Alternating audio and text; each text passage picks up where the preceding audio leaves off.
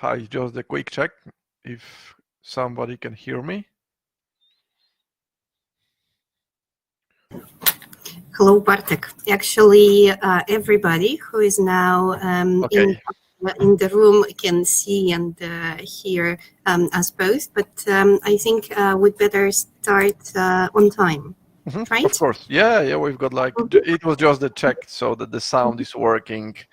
And just, I will try to move one slide and it's okay. The slides are moving, yes? Okay, great.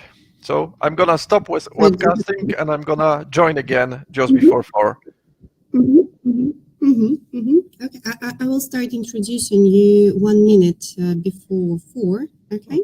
And then I will invite you to the webinar room. Okay, great. Thanks a lot. See you soon.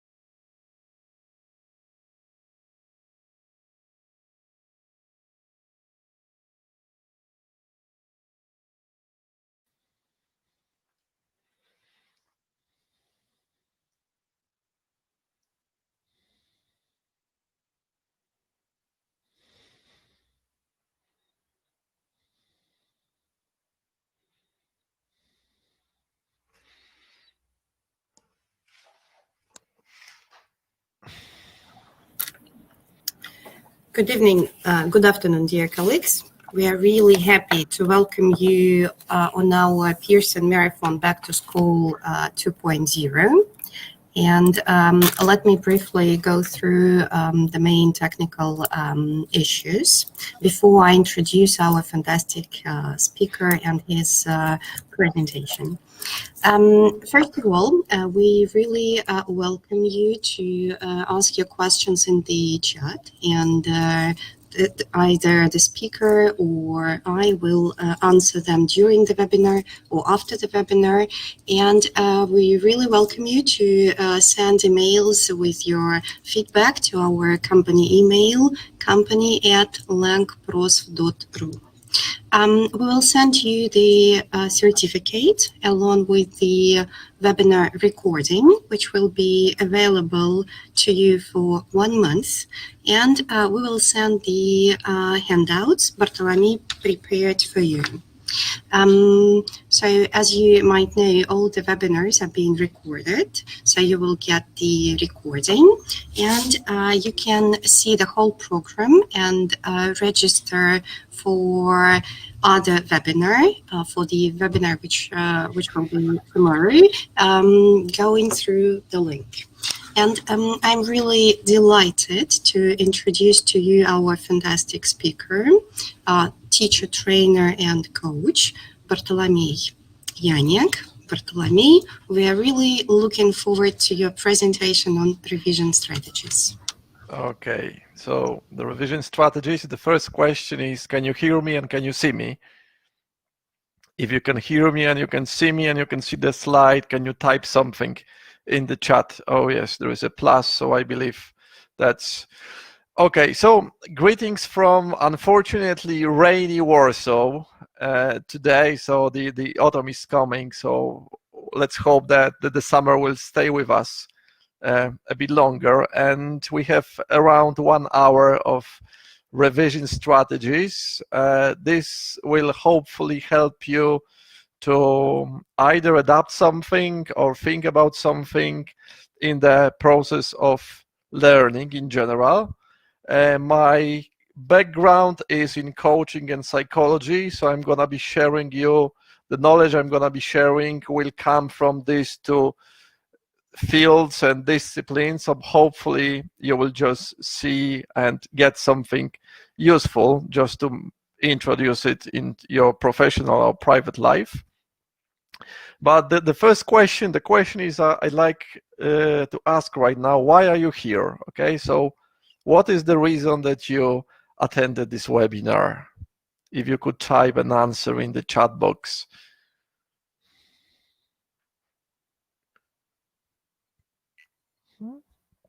Okay, so we've got curiosity. Good curiosity is the first element that makes you, okay, I think I need to see or check something. Okay, that's one reply. Anyone else? Why are you here? Get new ideas, to make students remember, to force them to remember, look for fresh ideas, interests. I want to make lessons more enjoyable, to be a part of community, new ideas. Okay, so you've got your own reasons for being here, and this question is not the question without sense, just as an icebreaker. In a few minutes, I will tell you why this question is important in the process of learning, when you learn, and then the process of revision and the revision strategies. Probably you'll need a pen and paper, so you'll get like a quite comprehensive pile of knowledge. So if you feel like putting some points, I will prepare a handout just after the webinar. But if you see something interesting and you've got a pen and paper, make notes. You will remember it better. Just in general, this is one piece of advice. It's optional. You don't have to do it, but feel like doing it, go for it. I encourage you to do so. So the learning and the revision process, and no matter what parts and no matter what is the subject, sooner or later, when we are in the process of learning something, there will come a time that we'll have to revise before an exam, revise before the test, revise just to remember anything. So this is something which is inextricably linked with the process of education. And to tell you the truth, when it was 6 years ago, I went into the psychology and coaching, and then I attended my postgraduate studies. And then I thought, I wish I knew these ideas when I was learning English. I was studying different subjects in secondary school or during the studies. And it wasn't earlier than the courses in psychology that the lecturers began teaching me these ideas and putting them into practice. If I knew them before, probably my knowledge as for the field of psychology, geography, okay, there is some information that there is no sound. Okay, can you hear me?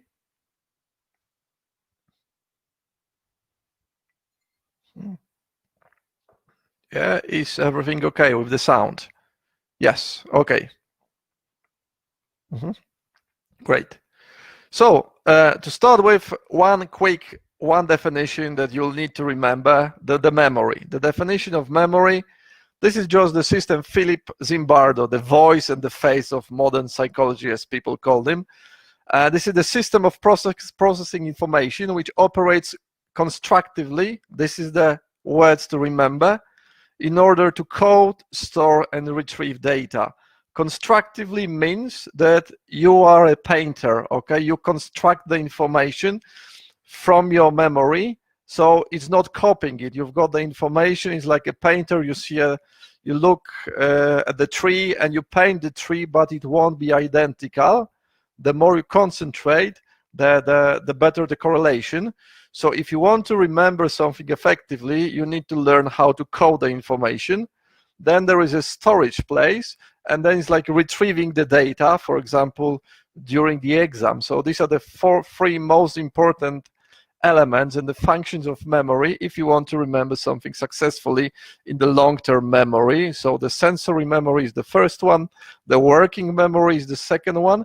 It used to be called short-term memory. Nowadays, modern psychology refers to it as a working memory because it's very complex and there are a lot of processes taking place. And then finally, there is this long-term memory. And we all wish our students manage to transfer the vocabulary, the grammar, and everything into this long-term memory, because in all likelihood, it will stay with them for quite a long time. When it comes to memory and remembering things, actually, there are 4 situations that we are quite likely to remember information well. The first element is like this bullet point and the target at the very top is when you concentrate on something. That's it. You are going by tram in a public means of transport and you're having a conversation with a friend of yours and there are a lot of people around you. But because of the fact that you concentrate on it, you are likely to remember the facts from this conversation, not from the conversation of other people. The second one, yeah, this is this thumb up, when you're particularly interested in something, okay? If the language is something that you are interested in, you will subconsciously and consciously devote your attention and your concentration will be quite high when you learn and revise something. So there's a key, how to make your students interested in the language learning, okay? What are the things, how I can start my lesson to develop this interest in my students? These smiling faces, this is the first situation. These are the elements of high emotional value, okay? Either positive or negative. So when the emotions appear, you are most likely to remember something. So that's why storytelling in business is so powerful, because storytelling creates and generates emotions, and thanks to it, you remember it better. The fourth situation, the books, actually, this is something we will particularly enjoy because we tend to remember things quite well when we prepare for an exam. This is something when the stress goes up, and we know we need to concentrate. So this is the memories helping us, the students and the teacher, because studying and revising before an exam is something that helps us to remember. And the last one, this tennis, is just the example. We tend to remember things which are related to to our previous experiences.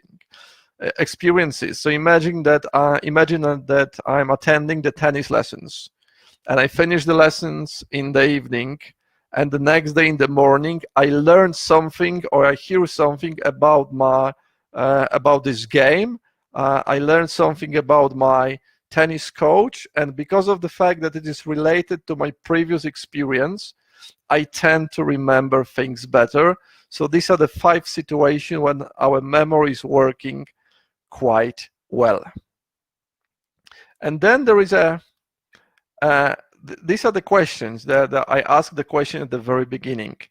Before any learning process, it would be good to answer these questions. So probably you will be starting your language courses. When you've got adult people or teenagers, you can go for this question. The first question is why? Why are you here? Why did you decide to attend my lesson? Okay, what is the reason? What for? Okay, this is the question. The blue ones are the questions to be answered by the students. The green ones are the questions to be answered by a teacher. Okay, so the first important question, why are you here? Okay, why are you attending my classes? Just to get the motivation out of the students. Then there is a question, what? This should be answered by a teacher, by a trainer, by a provider, explaining about things that we're gonna learn. Okay, why we're gonna be using this book? Okay, what is the quality? What types of exercises we'll be using? Okay, why these materials are worth studying, and why these materials will help you to prepare for particular English exam. Then there is a next question, how we will work. Okay, because as you see, you've got a group of students. When you ask some people to write things down, there's one student or the other, they will start sleeping immediately. But then when you ask people to stand up and to have a conversation, they immediately wake up because they love doing things. So basically this is explaining to your students how you will conduct the lesson. Okay, what strategies will you implement to keep the lessons alive? And the last question is also to be answered by your students. What if? What if there will be a difference between theory and reality? What if I study and I prepare for the test and I will get a different task?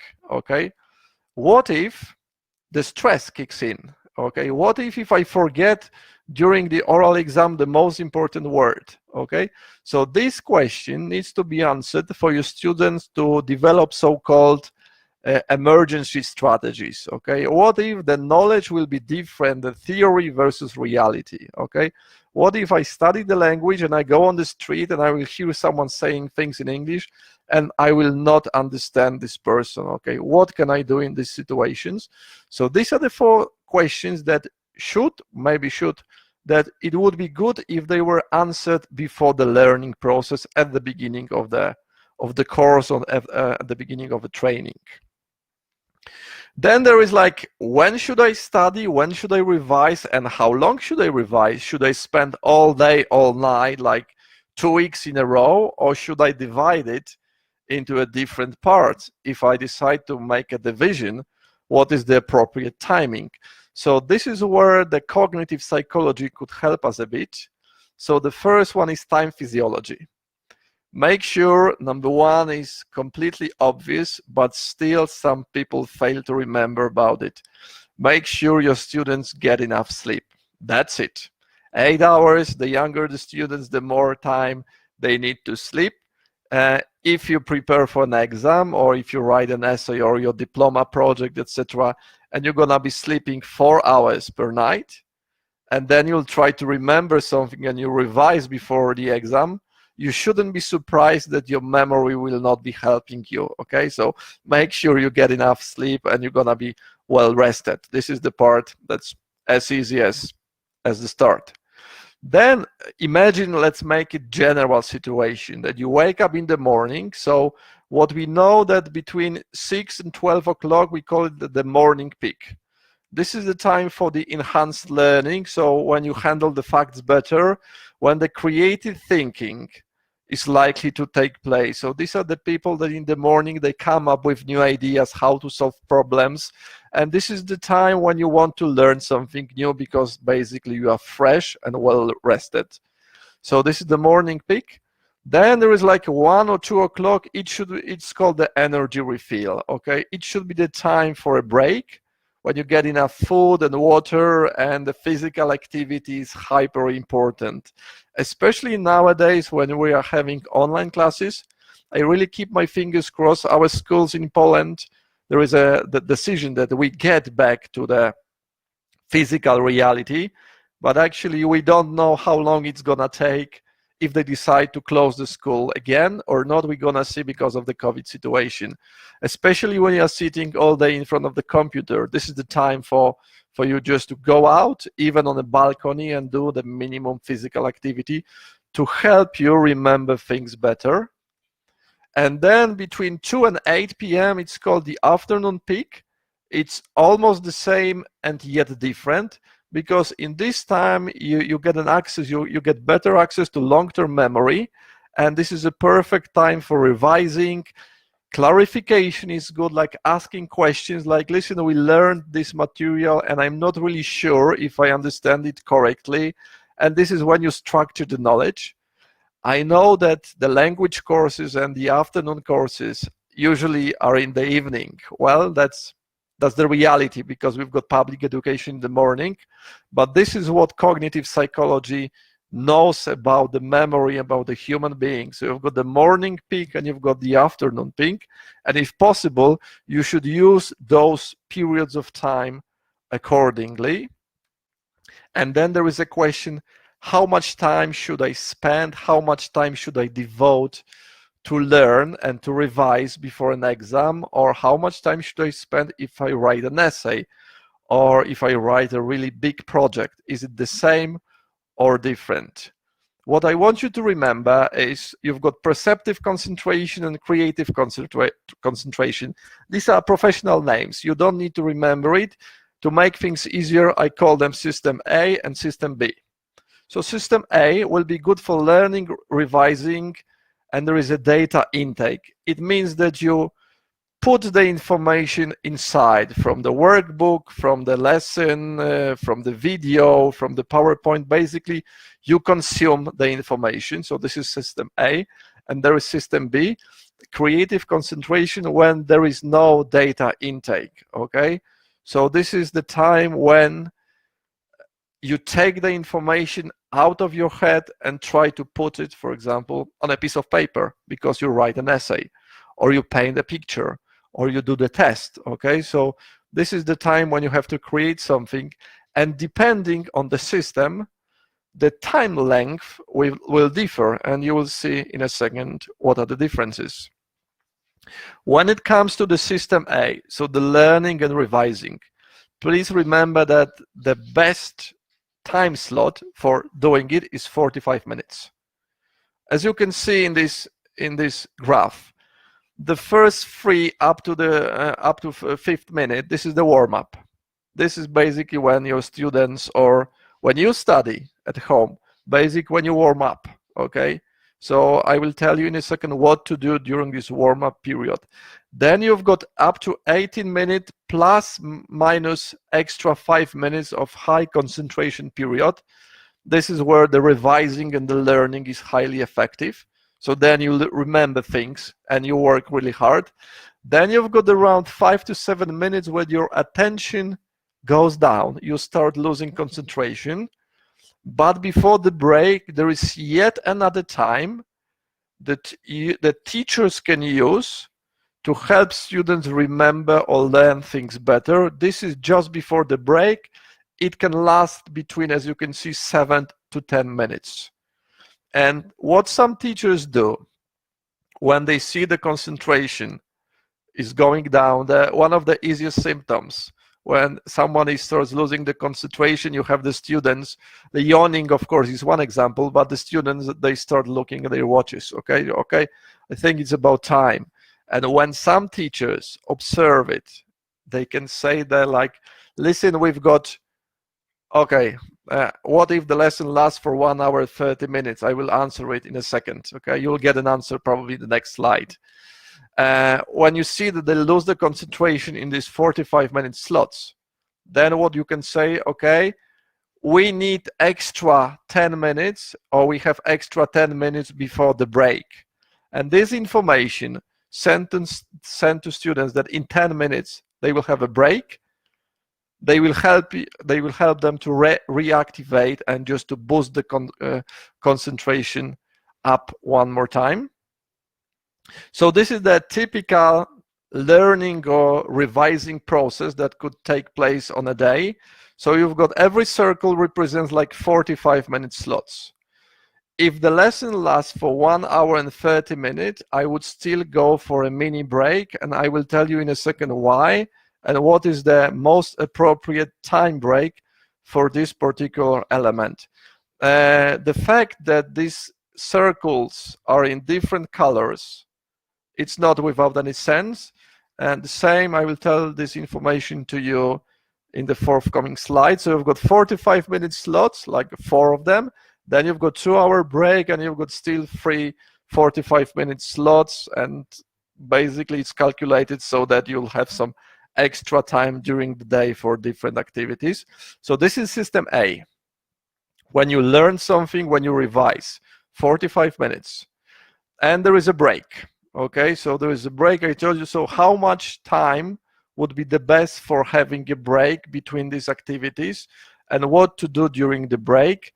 So the break, when the break is like between 1 or 2 minutes after this process, it means that your brain is still coding information. Your brain is still working, let's say, in this lesson. Then there is between 3rd and 5th minute, this is the relaxation starts, which is good. This is what we want. And the optimal time is up to 7 minutes. The longer the break, the more difficult is for your memory to get back into the concentration process. During the training that I do, the business training, and when there was like the first and the second minute, your brain is still coding information. Sometimes I observe that my participants of the training, they finish the break, we finish the module, and they immediately grab their phones and start answering emails and doing important things just the very second after I say, okay, it's time for a break, which is not the best option. Okay, will you check something wrong with the sound or not? Okay, so that my internet connection is okay. Everything is fine. Okay, so probably it could be on your side. So the optimal time is the 7th minute, up to 7 minutes. The longer it takes, the more difficult it is to get back to reality. So this is the system A. And then there is sometimes some people say, okay, but there is a situation that you catch a wave like a surfer, that you feel full of energy. The revising process is very efficient, and you are well rested, you are prepared, and you feel that this is your day, that you've got extra power, and you feel like, okay, I could learn the whole book. If it happens to you, or if it happens for your students, that you see that they are in this wave, they have this extra energy, as nothing is going wrong, you can extend this time, okay? But please make sure not to extend the time on and on every lesson, on every revision process. So the 45 minutes is the optimal time. Sometimes if you have this extra energy and everything goes according to plan, you can use this wave and extend this time as long as you need. But please remember, it shouldn't be taking place on a daily basis. And then there is a system B. As I told you, this is where no data intake is happening. You produce something. So you are sitting in front of the computer and you are typing an essay. So system A was 45 minutes. For the system B, this creative period, you need 90-minute slots. Okay, so the warm-up, as you can see, there is a big difference because the warm-up here is between 15 and 20 minutes. So in reality, it looks like this, that I open my computer, the Word document, and I start typing something because I'm writing diploma project. And I write 2 sentences, and then I go like, and the page is blank. And some people give up immediately. They say, oh, I don't have this feeling, it's not for me, it's not my day, and they stop working. But the time in the creative process lasts up to 20 minutes when your brain is basically warming up.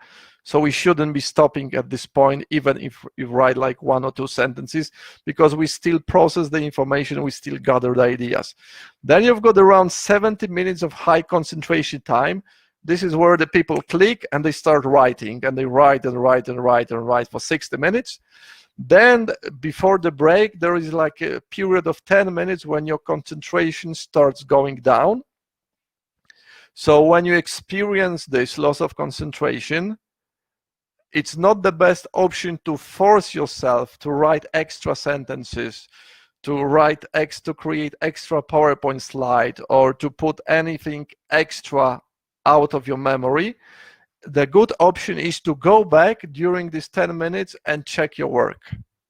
Okay, do the grammar check, do the spelling check. This is basically one of the strategies when we teach students when write the essay, okay, just to go back and to check your work. So the best option was not to force yourself to create something, but just to go back and check what you've done.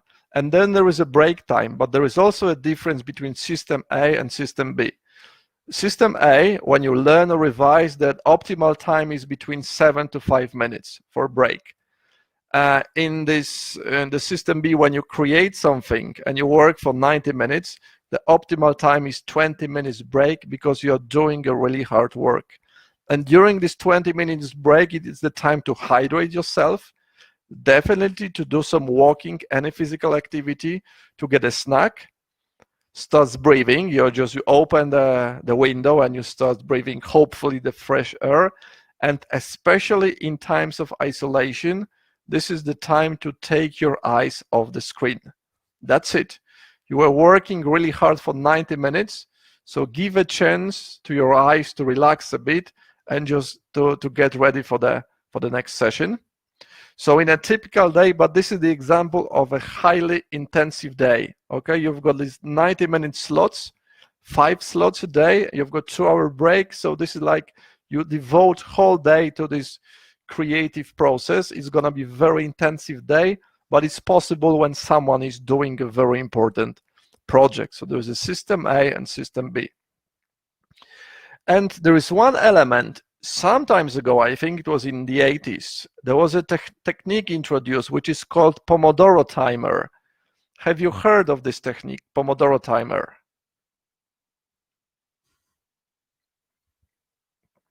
Yes. Okay. So, nope. Okay. Yes and no. Great. So the Pomodoro Timer, basically, as you see in the timer, the name was because he was using this Pomodoro Timer. There's what, 25 minutes work, 5 minutes break. Okay, 25 minutes work and 5 minutes break. It became very popular and some people are using it. If you type Pomodoro Timer in the internet, you will get like a timers. You'll have to play with it. But please remember, this is not the best option for learning, revising, or creating something new. Why? In the Pomodoro Timer, you've got the first passage of time is like up to 25 minutes. So look back again at the slide with the system A, when you learn something, when you revise something, and the optimal time is 45 minutes. When you're gonna be using Pomodoro Timer, you will end up somewhere exactly in the middle of the process, and you will lose couple of minutes, 10 to 15 minutes of quite high concentration when you want to learn and revise. Pomodoro Timer is good, as my friend psychologist said, is good for doing boring tasks. Okay, if you want to do the cleaning, if you want to reply emails, if you want just to organize things on your desk, or if you want to prepare materials for studying, etc., putting the books, everything neatly, Pomodoro Timer can be used in this situation. When you go for revision learning, it's better to stick to 45 minutes. If you go for the creation and using something out of your head, it's better to stick to 90-minute slots. And then there's a question, I know how long should I spend during the learning process? And then there's a question, how should I do it? Okay, how to do things to make it effectively. So the first important element, basically what cognitive psychology suggests, you need to build a scaffolding for the material that you are using. So imagine that you are studying and preparing for the test using the speak out, and you've got the 3 units or 4 units, whatever it takes. So in order to revise effectively, you build a scaffolding. So it means you browse through all the materials, just checking the titles, looking at the headlines, the pictures, going quickly through the reading, just observing the highlighted words, just to get the general idea, what are these units about. The very same technique is used in the speed reading courses. Just you need to go through the table of contents, the titles, the chapters, the sub-chapters, the end, just to get the general idea. So you need to build the scaffolding. This is the step 1. Then there is something worth remembering, which is called serial positioning effect, German psychologist Hermann Ebbinghaus. And the serial positioning effect, these are the 2 elements worth remembering: the primacy effect and the recency effect.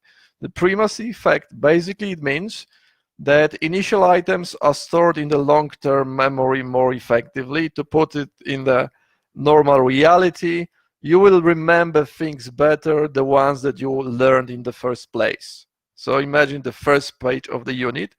And then there is a recency effect. So the last items, so the last pages of these units are likely to be remembered quite well as well, because they are still in the working memory. The problem is with this element in the middle.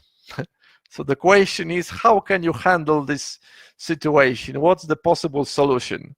That you are most likely to remember things that were taught or learned at the very beginning, and you are quite likely to remember things that were taught or learned at the very end, but there's a part in the middle that you can forget. So what to do? How to remove this obstacle from the revision process? Any ideas?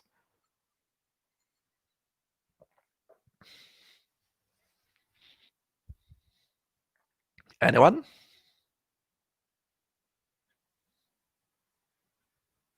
What to do? Basically, if you want to make sure that you will remember the very beginning, the very middle, and the very end, yes, next lesson, put them in front. Okay, you start revising in different places. Okay, so that the unit 1 will be the first you learn and you revise, but the next revision period, or the next time you're going to revise, you will not start with unit 1. You will start with the things that were in the middle, so that they would be in this primacy effect. Okay, so start revising in different places. And when I observe myself and my revision process long time ago, no one ever taught me that okay, when you've got the big piece of material, start revising in different places. I was always revising starting from the very first, trying to go in a single sitting to the very end. And I didn't know about 45-minute slots. Now I know and I use them. And I didn't know about 90-minute slots. So primacy effect and the recency effects. And then there is something which is called the levels of processing model. You've got the 2 psychologists. You don't have to remember the name, but I will tell you the version which is easier to remember. This is how you're gonna remember information. The first option is maintenance rehearsal. This is the professional name. I call it surface revision or surface remembering. Imagine the situation that we are in a conference, okay, and we decide, okay, so we are studying quite hard and it's time to eat something. And there are 10 people in my group. So there's the idea, okay, how about ordering a pizza? And people say, wow, that's good. We feel like eating pizza. Then I ask, I'm gonna call the pizza service. I'm gonna order a tasty pizza for us. And I ask, what are your favorite ingredients? and all the people tell me, okay, onions, ham, mushroom, pepper, whatever. And when I call the pizza service, what I will do is either I'm gonna repeat, if I have nothing to write things down, of course, so I'm gonna be repeating these words to myself aloud or in my head, like onions, ham, mushrooms, pepper, onions, ham, mushroom, pepper, just not to remember your favorite ingredients, okay? And then when I make an order, I finish the phone call, bang, I don't remember the ingredients, okay? So this is what is called the surface learning maintenance rehearsal. The second situation, imagine that I'm walking down the street and there is a beautiful lady coming next to me and telling me that, okay, would you like to date me? And I see like, oh my God, this is the most beautiful girl I've ever seen in my life. Yes, I would like to meet you. And she says, okay, I'm gonna give you my phone number, so call me and we're gonna arrange something. And I said, okay, I have no phone call and I have nothing to write things on, and she doesn't have a lipstick to write things on my t-shirt. So she gives me the number 321-678, whatever. And I know there is my mobile in my car, and I say goodbye. So I run to the car and I repeat these words aloud, the digits 321-6748, 321-6748, and I grab my phone, I type the number, I press the memory, and after a few seconds, the number is gone. Okay, because my memory, my working memory, decided to remove it. This is something we don't want our students to use, okay? Because we want our students to use the strategy that will transfer the knowledge into the long-term memory. So you've got the maintenance rehearsal, and then you've got something which is called elaborative rehearsal, which I call deep diving. So the first one was the surface, this one is the deep diving. So what you do is just imagine the situation that you dive underwater, okay, and you dive deeply just to the very surface. So the deep diving or elaborative rehearsal is like using the strategies so that you connect the material that you are learning or revising with something that you already know. And this strategy is likely to make sure that the words, the material will be transferred to the long-term memory. So these are the possible techniques. First is like using your own words, okay? Either you're gonna be repeating the same words from the book, or you will revise it using your own words or using the different words that are closer to you. The second one is what I already told you, relate new items to something you already know, okay? Refer to your experience, refer to the previous knowledge, just make use of the long-term memory. It could be the rhyme, it could be the visual, it could be anything that connects new element with something that you already know. The third one is using various methods, okay? Repeating aloud is only one method. Doing the PowerPoint presentation, preparing quizzes to quiz each other between students, okay? Doing the mini test using visuals is if some of you is interested in creating mind maps and want to learn, there is an author, Tony Buzan, and he wrote a book about mind mapping, so worth reading it. So creating the mind mapping, creating the charts, walking and doing the walking meetings or walking revision elements when two students basically move and they revise material during the physical activity using images, implementing emotions. This is what I told you before about the storytelling. Imagine the situation that you want to make sure your students will remember, I don't know, 5 or 6 adjectives. So one strategy is asking them, can you create a sentence using this adjective? The second option, slightly better, is create a sentence, using these adjectives, but make sure this sentence is true to yourself and refers to something positive that happened to you in the past. So they will create sentences implementing positive emotions that they are true for them because they are about something that happened in the past. Using chunking, that's obvious methodology, okay? So dividing the materials into the smaller parts, and then putting the parts together. And the last one, which is called Mnemonic Strategies. So after the webinar, feel free to Google Mnemonic Strategies, and you will get no shortage of alternatives of different mnemonic strategies that you can use during your lessons to help your students remember vocabulary, remember the sentences better. So these are the things for the elaborative learning, elaborative rehearsal, not the surface, okay? Not the first one.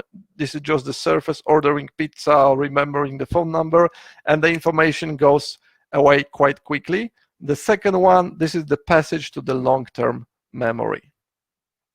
My personal best strategies that I often use in the trainings, in the workshops, this is where the students becomes a teacher. So basically what I ask the participants of the trainings at the end of the training, and I saw this being used in the language lessons as well. Okay, you divide the students in pairs on mini groups, and one of them gets the role of the teacher, and his or her task is to explain the material that we've just studied. Explain the material we've just studied, assuming the role of a teacher. And when this happens, they will explain this material using different words, not the words of teacher. They try to explain these words using different strategies and different techniques. So this is where the students become teachers, and for me it was one of the most effective methods. Can you remind the name of the mind mapping? Tony Buzan. Tony Buzan, that's the guy. Okay, and finally there is an element that we tend to forget. That's it. It happens. We tend to forget. We study before an exam, and then we get the questions like, what was the word? What was the strategy? Oh, it's on the tip of my tongue. Oh, I don't remember it. We tend to forget. It's happening. It's natural, but we can minimize it, okay? So what I want you to remember, the word professional interference, or the one that was easier for me to remember, the gremlins. The gremlins in the educational process, when they happen, they can help us to forget. If we manage to do something about them, they will help us to remember better. The first gremlin is when you try to learn and you revise the things that are very similar to each other, okay?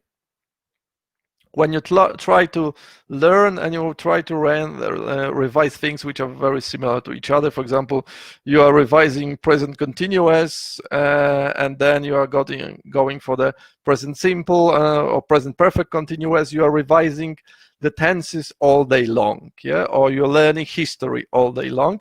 That's why in this picture, the circles had different colors.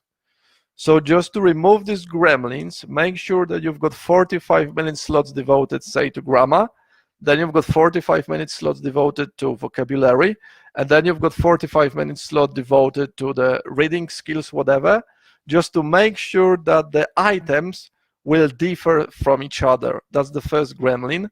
The second gremlin, well, can we do something? I think yes. This is this high emotional value. This is that sometimes we cannot control it, but there are some teachers that implement, for example, mindful breathing, mini 1-minute activities before the tests. So imagine the situation that tomorrow I will be taking English exam, and today in the evening I will have a really strong argument with my partner, okay? And I will not sleep through the whole night because I'm going to be thinking about this argument and the strategies. Probably taking an exam the next day will not be the best option for me because my mind will be in a completely different place. So the role of a teacher in this perspective, if it's possible, is to allow students to get back into the shape by doing mini activities aimed at releasing stress, reducing stress. Like a mindful breathing is the first and the easiest one. Just you can Google it just to get the strategy. The next gremlin is basically, normally the GIF is moving. I'm doing like, yeah. I see no point. Okay, there is no sense for me to learn this material. and I don't know why should I learn it. If it doesn't make sense to me to study it, I will not remember it well. So that's why the first question, why are you here? Why are you studying for this exam? Why is it important for you? This is a quite important question, just that our students will have the sense and will see the point of learning particular subject. If it doesn't make sense to me, I'm not gonna go for it. That's it. I'm gonna be attending lesson and being present, but my mind will be wandering off. Okay, so if I don't see a sense of remembering my internet password, I will not remember it. What about if I'm reading an article that I'm interested in it and I see, oh, this is important for me because it will help me to move from A to B, then I will remember it better. Okay, so make sure, and there's a question to you without answering, do your students see point in learning things you are trying to teach? So now there is a time to put things together, just for you to summarize and to have the knowledge. When you think of revising, when you're gonna be planning the revision strategies, maybe it will help you, your students, or maybe your kids at home. They will have to revise and you'll be observing them, okay? And if you were to choose the best time slot for the revision or learning take place, please go for these 45-minute slots. There's a 45-minute slot, and then there is between 5 and 7 minutes break, and then you go back to the revision process. Remember about the surfers, the surfers in the wave. If you feel full of energy, or if your students feel full of energy, they are well rested, they had the appropriate meal, and they are ready, their mind is fresh. You can extend this period, you can use this wave, but don't use it forever, okay? The best time is 45 minutes. If you want to create something, you want to write an essay, you're writing your diploma project, you want to create a PowerPoint presentation, whatever it takes that you do not consume, but you produce, this is the time for you to go for these 90-minute slots. When you go for the 90-minute slots, remember there is like a 20-minute break, because basically it's very intensive period for you just to take out the information. You can Google it because it's also used in business. 90-minute work, 20-minute break, 90-minute work, 20-minute break, and it seems quite effective in business reality. Then there is a whole method, which I told you some time ago. This is, you need to build a scaffolding, okay? So you read the chapters, you read the sub-chapters, you get the keywords without looking for an explanation, you get the pictures, you've got 5 units, so you go quickly through these 5 units, or the 10 units or 1 unit, don't really know what's the passage, just to build the general idea. Then this is this elaborative rehearsal, which is the deep diving. So these are the structure, using your own words, using various methods, not only learning by heart, using visuals, implementing emotion, using mnemonic strategies, okay? Then there is something which is called distributed learning, and I didn't know about it long time ago. Distributed learning, it means that, well, if you tell your students, they would say, oh yeah, for sure. But distributed learning, it means you divide the material in smaller passages and you distribute them in time, okay? You do not try to consume all the material sitting for 5 hours or 10 hours in a row without any single break. Or distributed learning, so divide them into the passages and assign different times throughout the week. Learned items differ from each other. So this was this picture with 2 Supermans. Yeah, this was the Gremlins. Make sure when you revise, the next 45-minute slot will be about something different to slot number 1. You can go back to slot number 1, but not immediately. Then there is a strategy, start in different places. Yeah, the primacy effect and the recency effect. If you want to make sure that your students will remember also the material from the very middle, make sure that the next time the middle material will be the first that you're gonna revise or you're gonna teach. And the last one is like meeting before an exam. Okay, it seems like a good strategy, especially when you've got online lessons.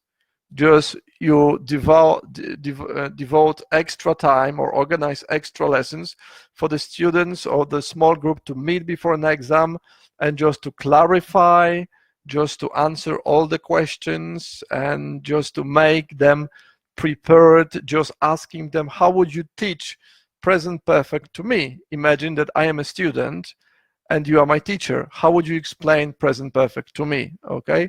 How would you teach me the reading skill? You can ask your students to teach reading skills to you actually, or to a different place. Okay, so this is the summary, the gist of this revision strategies. And now there is a shopping bag. So the shopping bag, this is the question for you. What is your key takeaway? What did you remember? Okay, what do you think is worth implementing? What is worth using? And is there any information that is worth sharing with others? If you could type something in the chat, I would appreciate it. Okay, so we had the whole bunch of information. Is there anything that was particularly important to you that you'd like to remember? Just type it in the chat box, please.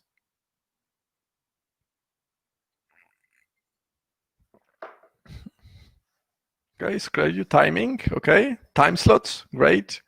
Okay, make sure to remember the difference between 45-minute slot and 90-minute slots. Concentration wave, yes. When it goes up, when it goes down, yes. When the students become teacher, if you haven't done it before, experiment with it, have fun with it, you're gonna enjoy the results. Okay, deep diving, okay, to make sure to the information is transferred to the long-term memory. Pomodoro Technique, Google it, yes, okay.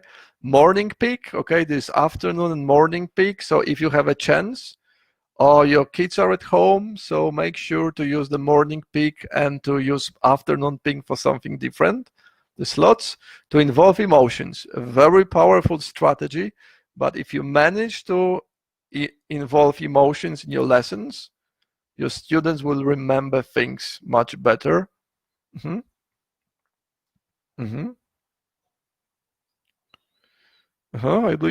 you could share your best tips to teach speakings for the exam, think we can arrange something. Okay. Use students' personal experience. Great. Instead of saying create sentences using these words, you can go for creating sentences which are true to you and they are related to something positive in life. And you'll see students like beam with smile when they do it. Working pics. Great. Student and teacher. Okay, so I really appreciate your time that you are here with me. If you think this information, I will share the one pager, just the summary with you after the presentation. And the best option you can do, if you think this information is useful, just share this information with the rest. Share the information with other people, with other teachers. Teach this information, experiment, remembering that there is a lot of techniques, the mnemonic strategies. There is no shortage of mnemonic strategies. If you think that one strategy is not working, don't give up, just experiment with other strategies. And then you'll see one that will click for your students, and your students will say like, wow, thank you, I remember it. So I really appreciate for you being with me, and I hope I adore your picture of pizza. Great, time for a pizza. Hope you're gonna have a great time the rest of your day, and maybe hopefully we'll see one day in a physical reality or a different online reality. That would be all for me. Thanks a lot.